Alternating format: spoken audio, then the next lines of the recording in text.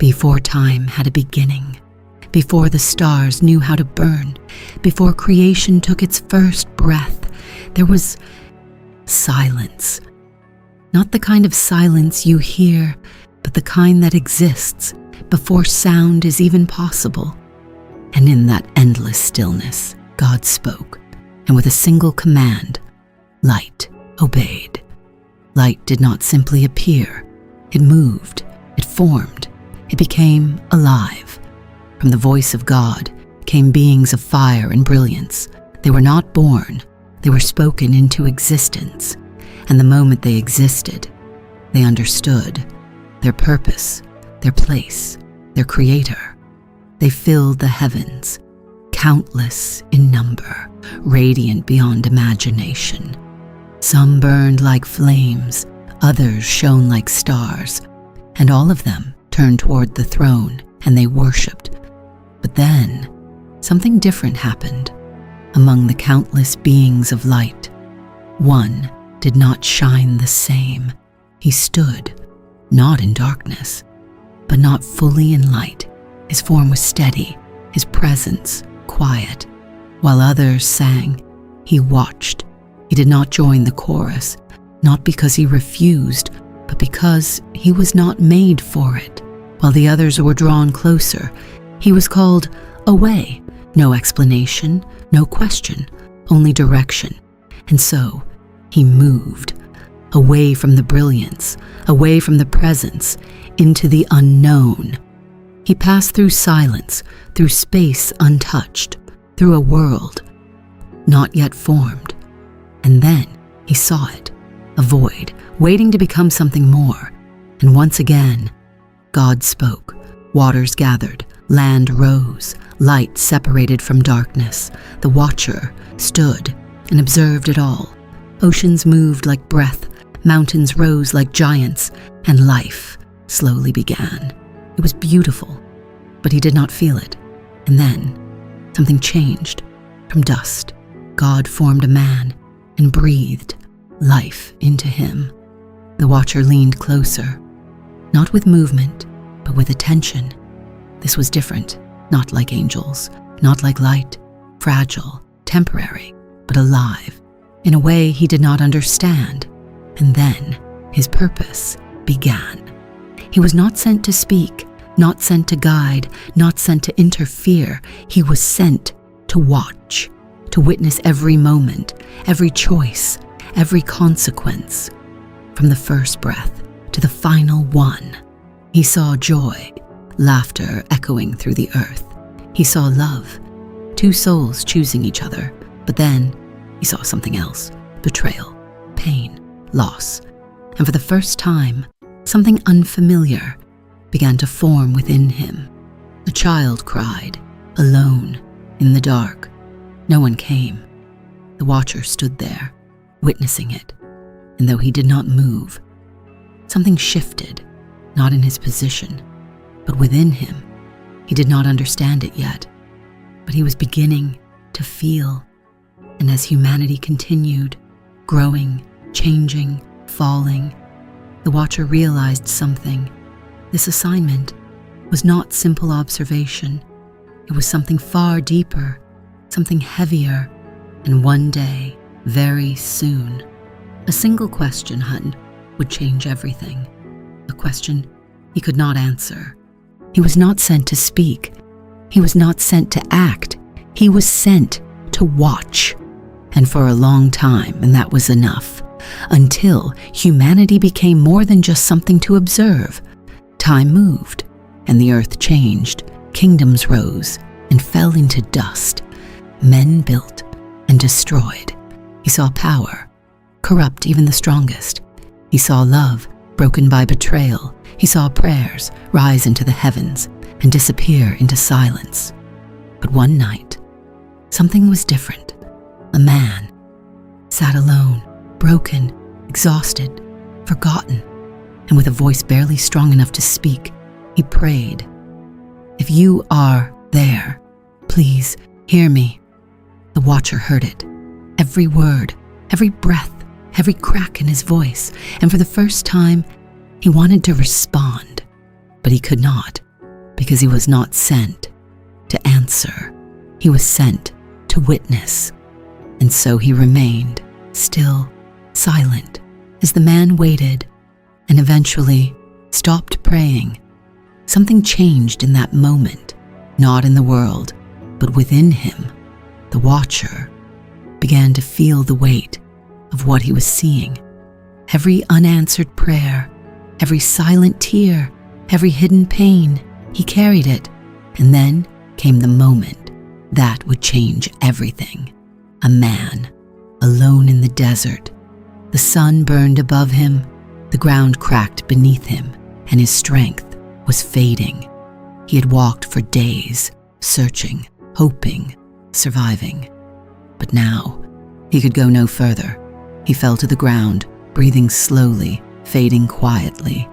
And that's when he saw him. The watcher, standing beside him, not hidden, not distant, visible. For the first time, a human looked directly at him. The man did not panic. He did not run. He simply looked at him. And with the last strength in his voice, he asked, "Are you taking me home?" The watcher said nothing. The man smiled faintly. "Then tell me, what is heaven like?" And in that moment, the watcher realized something he did not know. He had seen creation, he had seen life, he had seen death, but heaven he had never seen. For the first time in his existence, he had no answer. And for the first time, his purpose felt incomplete. How could he guide to a place he had never known? The man closed his eyes, still waiting, still hoping, but the answer never came. And with one final breath, he was gone. The watcher remained there, standing in silence, but something had changed. That question would not leave him. What is heaven like? And from that moment on, the watcher was no longer just observing. He was searching. The question refused to fade. It lingered, not in the world, but within him. What is heaven like? The desert grew quiet again. The wind moved. The sand shifted. But the man was gone. And the watcher remained. Not because he was told to, but because he could not leave. Something had awakened within him. Not confusion, not fear, but something deeper. A need to understand. For the first time, observation was no longer enough, and so he began to notice something he had ignored before. The others, angels, like him, yet not like him. They came, appearing in moments of need, delivering messages, guiding paths, protecting lives, and when their purpose was complete, they left, returning to where they came from. The watcher followed one, not with movement, but with awareness. He watched as it ascended, higher, brighter, closer, until it disappeared into something he could not see. And in that moment, the truth became clear. They could return. He could not. He was not like them, not sent to visit, not sent to deliver, not sent to return. He was placed and left. And for the first time, the truth felt heavy. And so, he turned back to the world. But this time, he did not watch the surface. He watched what was hidden. A man smiled in public and wept alone at night. A woman prayed for strength while silently losing hope. A child laughed during the day and cried into the darkness. These were the moments no one else saw, but he did.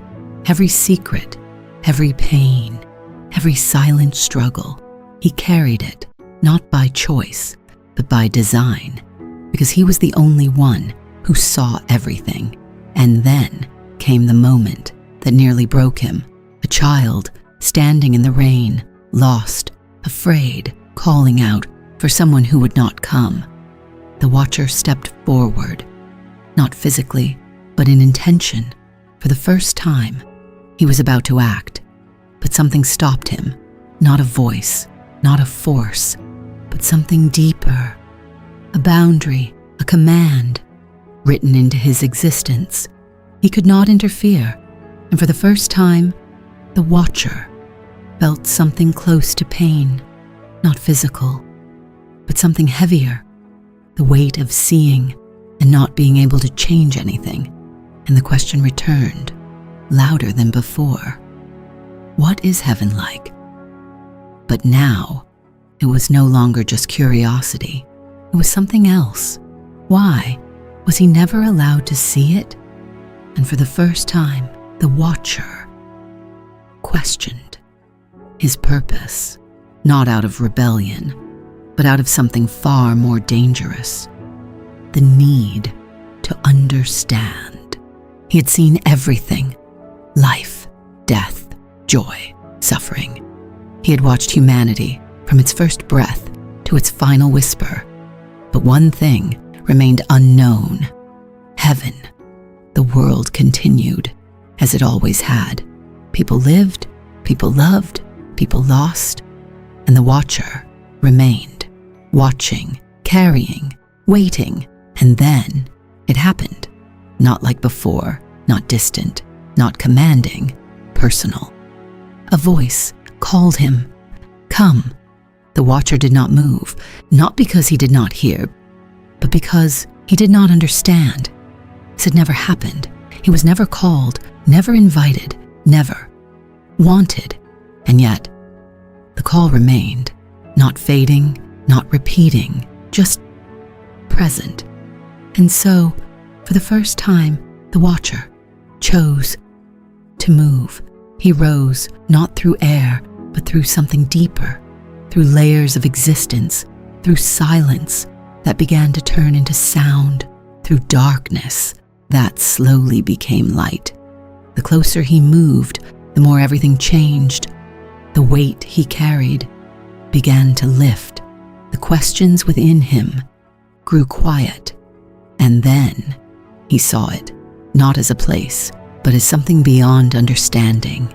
Light, not like the light he had seen before. Peace, deeper than silence. Presence, greater than everything he had ever known. He stood at the edge, not inside, not outside, but between. The place he had never been allowed to enter. And for the first time, the watcher hesitated. After everything he had seen, after everything he had carried, he was afraid, not of what was inside, but of what it meant. And then, the voice spoke again. You were never kept out. You were being prepared. In that moment, everything became clear. The silence, the distance, the years of watching, the unanswered questions. It was never punishment. It was purpose. No angel who has only known heaven could understand what you have seen. You have walked where heaven does not. You have witnessed what heaven cannot. You have seen humanity as it truly is. The weight within him was never meant to break him. It was meant to shape him. Every tear he witnessed, every silent cry, every hidden pain, it gave him something no other angel possessed: understanding. Now, you may enter, and for the first time, the watcher stepped forward, not as one who was denied, but as one who was chosen. And as he entered, the angel who had never seen heaven finally understood why he had to wait. Because some journeys are not about where you begin or where you are kept, but about what you become before you arrive. If you love deep, mysterious, and powerful stories like this, subscribe to Storyloom by Goodness, because the next story might shake you even more.